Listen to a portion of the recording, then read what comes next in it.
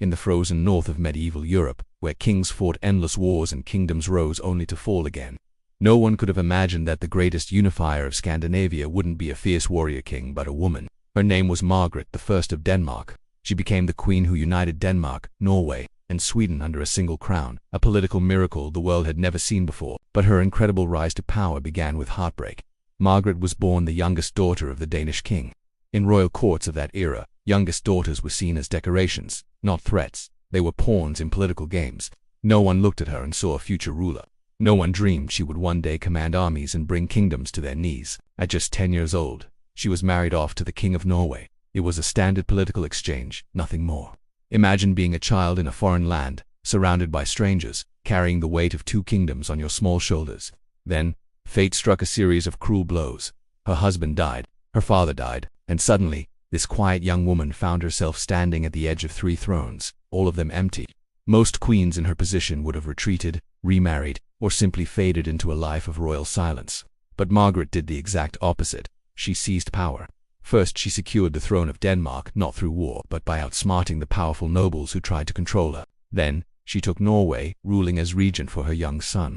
And when that son, her last surviving child, also died, everyone expected her to collapse under the weight of her grief. Instead, she became unstoppable. Margaret now ruled alone, without a king, without a husband, and without an heir, and she ruled better than any man around her.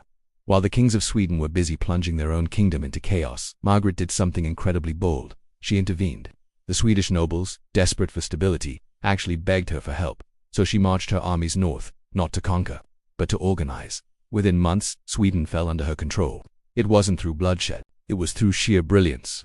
Now, for the very first time in history, the 3 great Scandinavian kingdoms were united under one ruler, a woman the world had underestimated from the very beginning. In the winter of 1397, inside the historic castle of Kalmar, the greatest political achievement of the medieval North was born. The Kalmar Union, 3 nations, 1 queen, 1 crown. Interestingly, Margaret never called herself queen. She chose a title that was far more powerful, lady and sovereign of the realm. She ruled with a masterful blend of fairness, strength, and strategy. She skillfully balanced rival nobles, crushed corruption wherever she found it, and rebuilt the economies of her lands. She finally restored peace to a region that had been torn apart by centuries of constant war.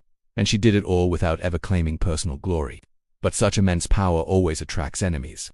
Whispers began to spread across Europe. A woman should not rule 3 kingdoms. She holds too much power. She is dangerous yet. The common people loved her. Her rule brought something they hadn't known for generations: stability, prosperity, and unity. She was the kind of ruler that other kings only pretended to be.